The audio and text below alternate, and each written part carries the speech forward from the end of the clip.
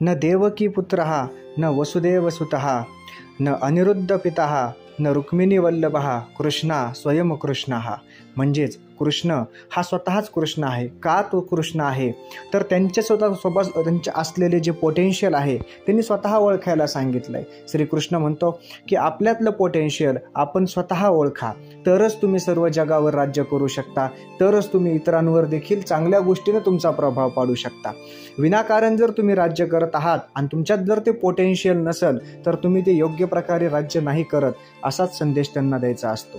श्रीकृष्णांचं असं म्हणणं आहे की तुम्ही इतरांचं पोटेन्शियल फाउंड करू नका, सापडू नका, शोधू नका, कारण प्रत्येकाचं पोटेन्शियल हे वेगवेगळं असतं आणि प्रत्येकाचं पोटेन्शियल हे त्याच्या ठायी असतं.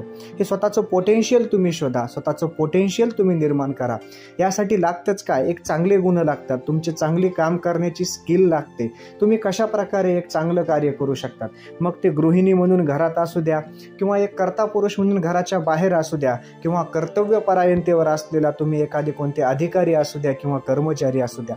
जेव्हा तुम्ही तुमच्या प्रत्येक कार्यामध्ये, जेव्हा तुम्ही तुमच्या प्रत्येक निर्णयामध्ये तुमच्या सत्सद्विवेक बुद्धीला जागृत ठेवून निर्णय घेत असताल, तुमची स्किल पणाला लावून जर तुम्ही चांगले निर्णय घेत असताल आणि समाजाचं भलं करत असताल, देशाचं भलं करत असताल, तर निश्चितपणे श्रीकृष्णांचे आशीर्वाद तुमच्यासोबत असतात. हेच श्रीकृष्णांनी त्यांच्या प्रत्येक गोष्टीतून, त्यांच्या वागण्यातून दिले. कारण चांगलं स्किल, चांगलं कम्युनिकेशन हे जर तुमच्यात असेल तर तुम्ही कोणत्याही गोष्टीवर, कोणत्याही संकटावर केव्हाही मात करू शकता. जय श्रीकृष्ण.